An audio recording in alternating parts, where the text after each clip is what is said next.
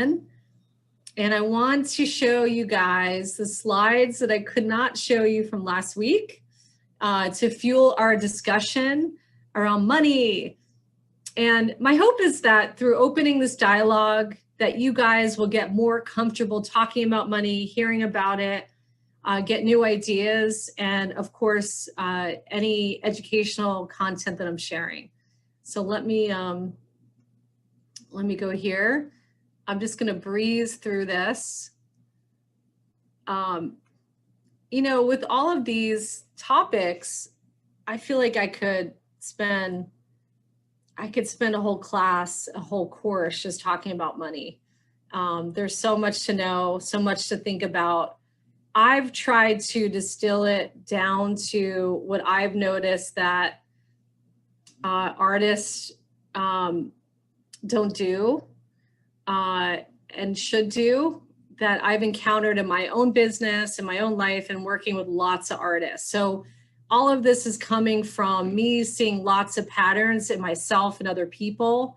And then I got to work to really fix this, because I realized that with the debt that I had, any new money coming into me was not my money, it was whoever I owed money to. So, and I remember reading that and just saying, okay, I need to get rid of my debt.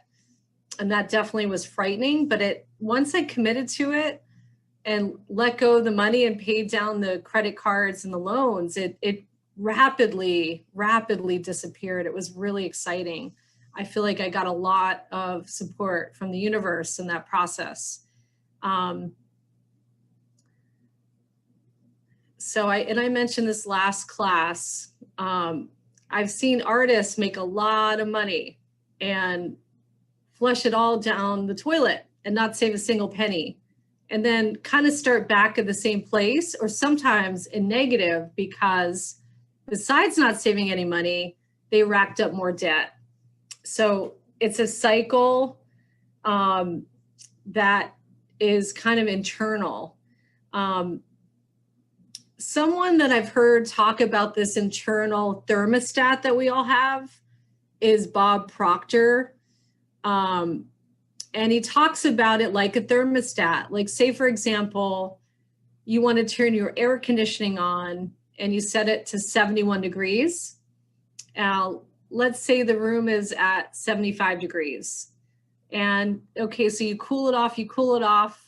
Let's compare this to, you want to make more money. So you make more money, you make the money. And then you walk away from working on making the money. And then guess what? Your debt kicks back up because you stopped working on it.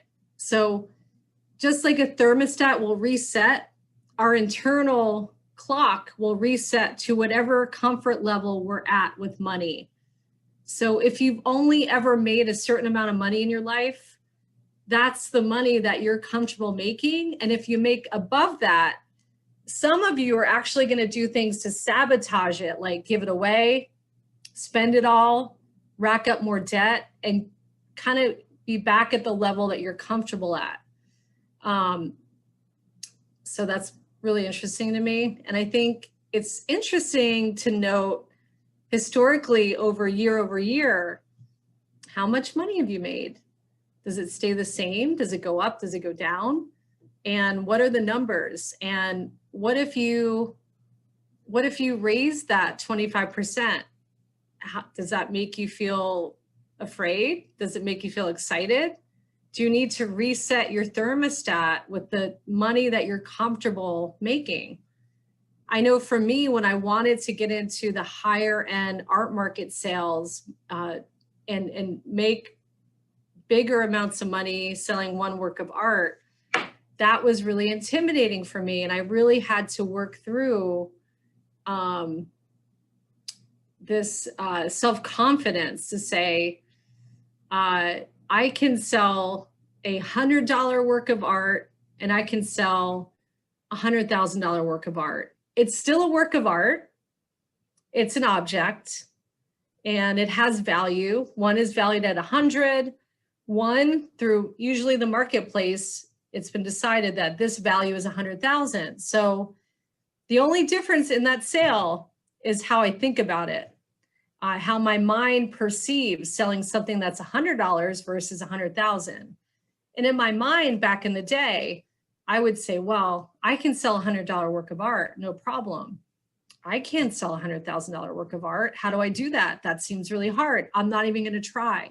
So some of you are stuck in what you're willing to sell or not sell out of your studio.